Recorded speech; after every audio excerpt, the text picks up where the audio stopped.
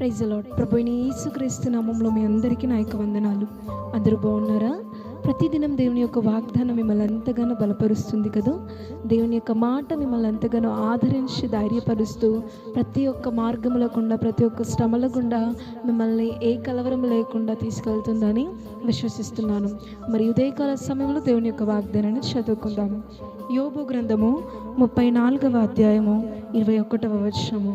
ఆయన దృష్టి నరుల మార్గముల మీద ఉంచబడి ఉన్నది.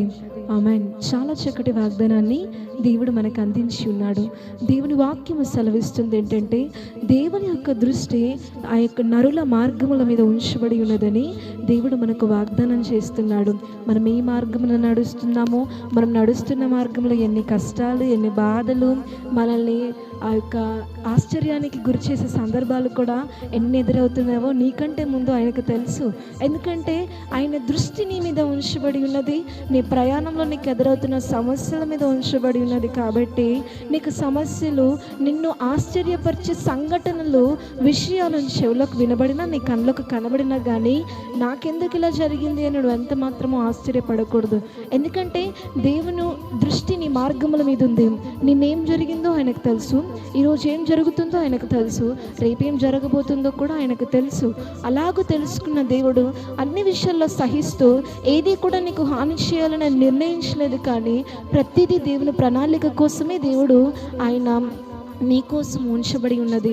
కాబట్టి ఎన్నో ఊహించినవి నీ జీవితంలో నువ్వు ఎదుర్కొన్నప్పుడు నువ్వు వాటి నిమిత్తమే కృంగిపోకూడదు. ఆయన దృష్టి నీ మీద ఉందని నువ్వు ఒక్కసారి విశ్వసించు.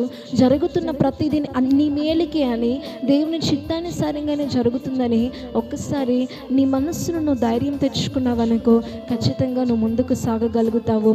ఒకటి మాత్రం మనం మర్చిపోకూడదు, మనం చేస్తున్న ప్రతిదీ, మనం ఎదుర్కొంటున్న ప్రతిదీ దేవుని దృష్టిలో ఉంచబడి ఉన్నదని మనం మర్చిపోకూడదు.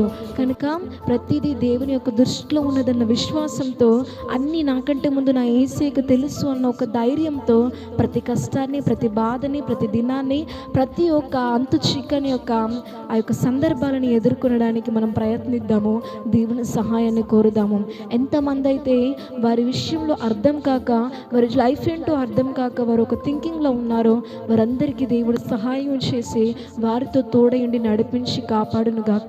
ఆమేన్. ప్రార్థన చేసుకుందాం. పరలోకమందున్న మా తండ్రి, నీకు మహిమ కలుగును గాక. ఇదే కాల సమయంలో ఎంతో చక్కటి వాగ్దానంతో మమ్మల్ని అందరినీ ధైర్యపరిచి బలపరిచినందుకు నీకు వందనాలు. నీ కృప మాతో ఎల్లప్పుడూ తోడుగా ఉన్నదయ్యా. నీ దయ మాకు ఎల్లప్పుడూ తోడుగా ఉంది.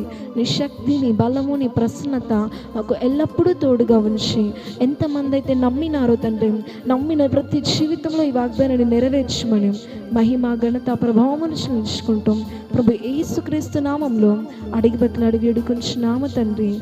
ఆమేన్.